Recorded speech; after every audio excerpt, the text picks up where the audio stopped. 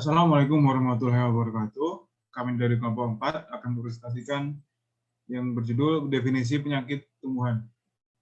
Dengan beranggotakan yang pertama Farhan Hayatul M dengan NIM 049, yang kedua Farhan Hilmi M dengan NIM 059, yang ketiga Dewa Rizky Mediano dengan NIM 062, keempat Arfandi Ihsan M dengan NIM 03, lalu kelima Martulus Victorian I dengan NIM 069, yang keenam Muhammad Alfian F dengan NIM 073, yang terakhir atau yang ketujuh yaitu Rinda Maulani dengan NIM 075.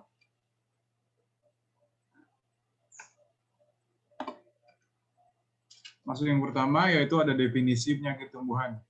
Untuk tumbuhan sehat, tumbuhan tersebut dapat menjalankan kegiatan fisiologis dengan baik, sedangkan tumbuhan sakit terdapat perubahan seluruh atau sebagian pada organ tumbuhan, sehingga kegiatan fisiologis tumbuhan tersebut terganggu.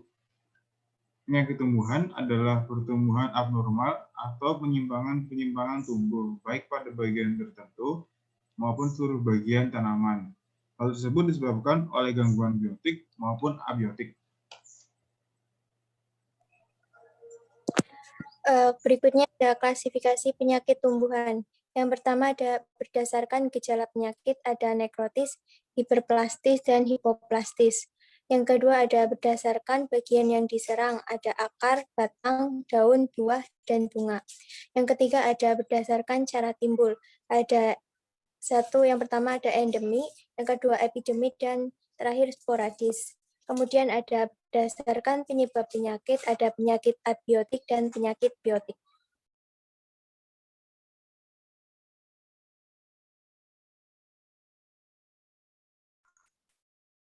Gejala penyakit yang pertama, nekrotis.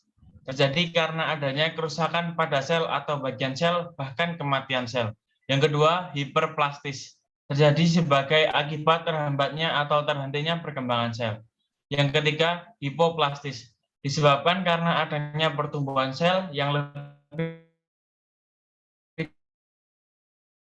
dari biasanya atau over, yaitu penyakit pada tumbuhan yang disebabkan oleh mikroorganisme berupa virus, bakteri, fungi atau jamur, protozoa, dan cacing nematoda yang menyerang bagian-bagian tanaman.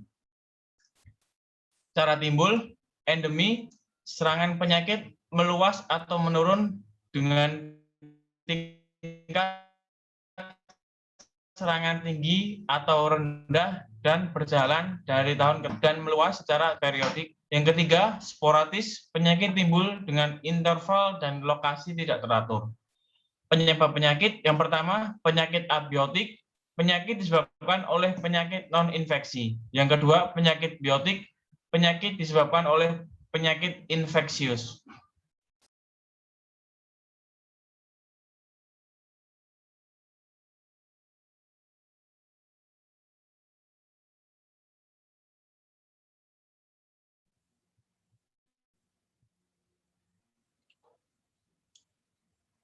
Proses tumbuhan diserang oleh patogen atau dipengaruhi oleh agnosia abiotik. Penyakit tumbuhan akan muncul bila terjadi kontak dan terjadi interaksi antara dua komponen, yaitu tumbuhan dan patogen.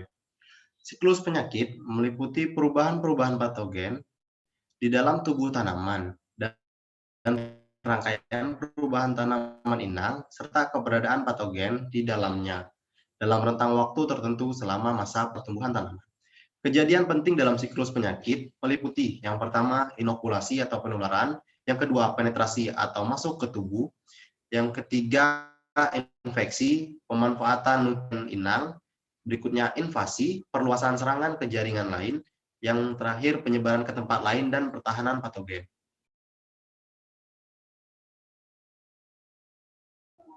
Selanjutnya yaitu sekedika penyakit. Terjadinya suatu penyakit dipengaruhi paling sedikit memerlukan 3 faktor yang mendukung, yaitu tanaman inang, patogen, dan lingkungan. Tanaman inang adalah tanaman budidaya yang menjadi tempat berkembangnya suatu penyakit tanaman inang. Yang kedua, patogen. Patogen adalah organisme hidup yang mayoritas bersifat mikro dan mampu untuk dapat menimbulkan penyakit pada tumbuhan. Faktor lingkungan mempengaruhi timbul dan berkembangnya penyakit. Serangan penyakit akan terjadi jika ketiga faktor tersedia.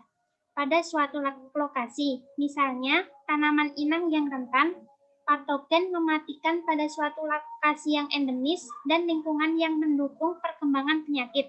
Apabila salah satu di antara ketiga faktor tersebut tidak tersedia atau terkendali, maka penyakit tidak bisa berkembang.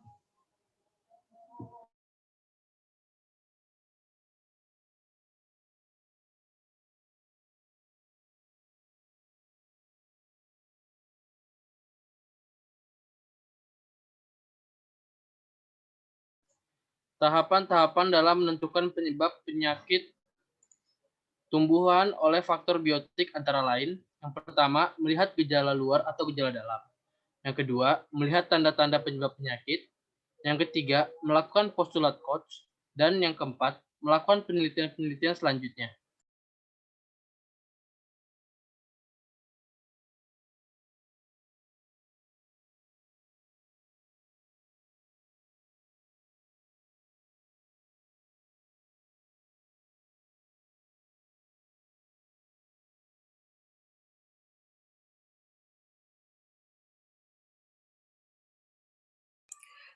Selanjutnya adalah langkah-langkah kaidah Koch. Untuk langkah-langkah kaidah Koch, yang pertama adalah patogen harus berasosiasi dengan penyakit yang bersangkutan. Yang kedua adalah patogen harus dapat diisolasi dalam biakan murni. Kemudian dilanjutkan dengan yang ketiga, yaitu patogen dari hasil biakan murni tadi harus dapat diinokulasikan pada tanaman yang sehat dari spesies yang sama dan menimbulkan penyakit yang sama seperti penyakit asal. Kemudian yang keempat adalah patogen harus dapat diisolasi kembali dari tanaman yang diinokulasi tadi dalam media baru atau media buatan. Kemudian yang kelima adalah hasil dari isolasi dibandingkan dengan hasil inokulasi pertama atau langkah yang kedua tadi akan hasilnya sama dan patogen tersebut dapat dinyatakan sebagai penyebab penyakit.